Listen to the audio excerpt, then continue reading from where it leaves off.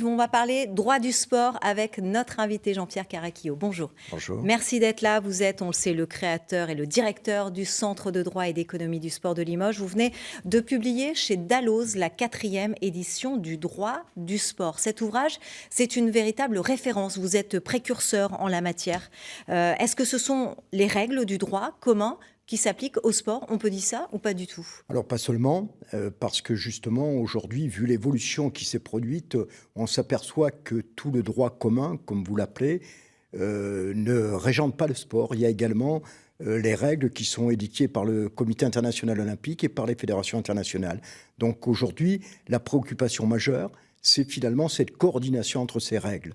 Justement, dans le domaine du sport, légiférer de façon nationale, est-ce que c'est suffisant?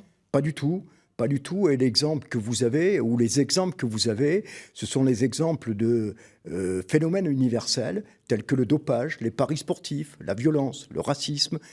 Ces phénomènes ne peuvent pas être réglementés par des lois nationales ou par des lois venant des fédérations sportives. Pourquoi? Il faut que tous les pays s'accordent? Bien sûr, il faut que tous les pays s'accordent et puis il faut éviter les fraudes. Et si on veut éviter les fraudes, il faut que les gouvernements, il faut que le mouvement sportif auprès du CIO, finalement, arrive à s'accorder, comme on le fait en matière de dopage, avec l'AMA, l'Agence mondiale antidopage, et le code antidopage. Vous l'avez dit, le droit dans le sport est présent à tous les niveaux, Oui. Surtout quand il y a des gros budgets.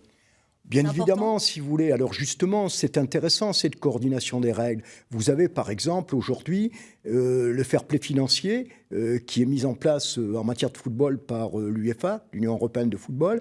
Et ce fair play financier, il a en quelque sorte quelque chose qui correspond à peu près, pas tout à fait, qui sont les contrôles de gestion en France. Et l'une des idées, c'est que dans des lois françaises, on incorpore finalement les règles des fédérations internationales. On va reparler un peu du CDES, le Centre Oui. de droit et d'économie du sport que vous avez créé en 1977. On sait que vous avez beaucoup de propositions. Oui. Est-ce qu'il va rester à Limoges? Oui, alors il restera à Limoges, si vous voulez. Vous savez sans doute, ou vous avez entendu, que finalement la région Nouvelle-Aquitaine a décidé à cet égard, pour aider à ce que le centre reste à Limoges. Nous sommes à l'étroit aujourd'hui. Nous sommes à l'étroit, pourquoi? Parce qu'on a 500 mètres carrés, il faut qu'on arrive à 1300 mètres carrés.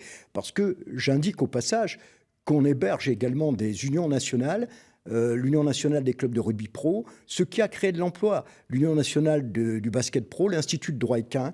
Donc c'est la préoccupation que de faire venir d'autres instances nationales. Merci beaucoup Jean-Pierre Caraquillo. Je rappelle la publication donc, de votre dernier ouvrage chez Dalloz, Le droit du sport, 4e édition.